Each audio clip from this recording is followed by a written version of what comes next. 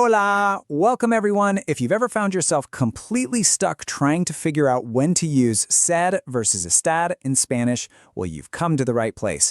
Today, we are going to absolutely master estar so you can start using it with confidence. Ready? Let's dive in. So in Spanish, there are two different verbs for to be, ser and estar. Ser is usually for the more permanent things, the stuff that really defines who or what something is. But today, we're zeroing in on its super dynamic partner, estar, which is all about temporary states. I know. Two verbs for to be? If you're coming from English, that can seem pretty wild at first. But trust me, there's a surprisingly simple rule of thumb that makes it so much easier to know when to use estar, and we're going to break it all down right now. Okay, first things first. Before we get into when to use estar, let's just do a quick run-through of how to use it. And that means taking a look at its different forms, or what we call conjugations. All right, here they are, the conjugations of estar. You can see the singular forms over on the left, like yo estoy for I am, and then the plural forms on the right, like nosotros estamos for we are. Just take a second to look them over. The real key here is just getting familiar with how they look and sound. Whoa, what's with all those accent marks, right? Don't worry, there's a fantastic little trick for this. Basically, all the forms of estar have an accent mark on the A, except for the I form, estoy, and the we form, estamos. See that pattern? It makes memorizing them way less intimidating.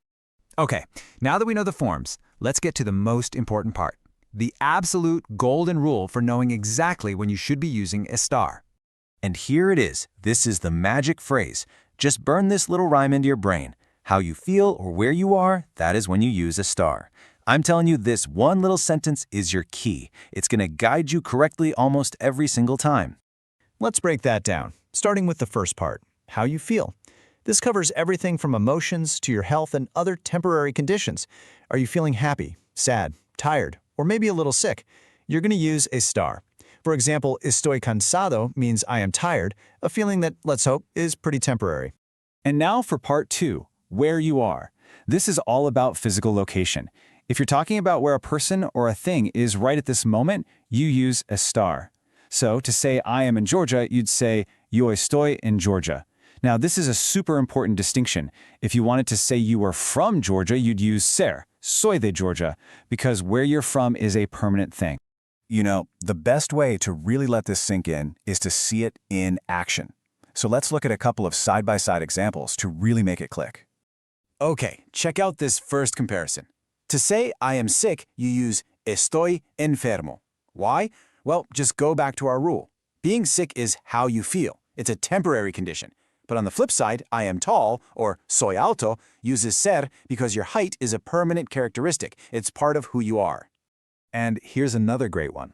We are in class becomes estamos en clase. That uses estar because it's describing where you are, your current location. Makes sense, right? But she is a student is ella es estudiante.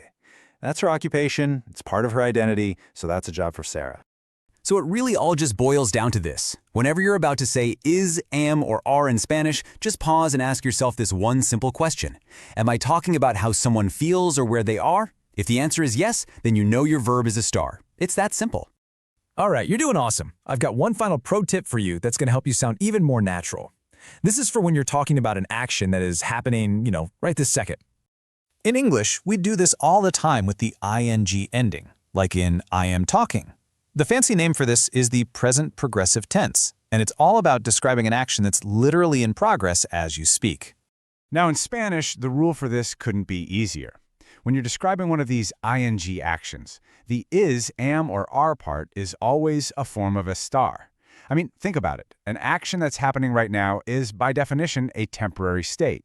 So she is running is ella está corriendo. We are learning is nosotros estamos aprendiendo. It's a really reliable pattern. So, let's just wrap this all up. From your feelings and health, to your physical location, to actions happening right now, estar is your go-to verb for all things temporary. It's really the verb of the here and now. And there you have it. The secret to mastering estar is just getting a feel for that simple difference between what's temporary and what's permanent. Now, the real learning starts when you actually go out and use it. So think about it. How are you feeling right now? Where are you? Try to answer that in Spanish. Thanks so much for tuning in.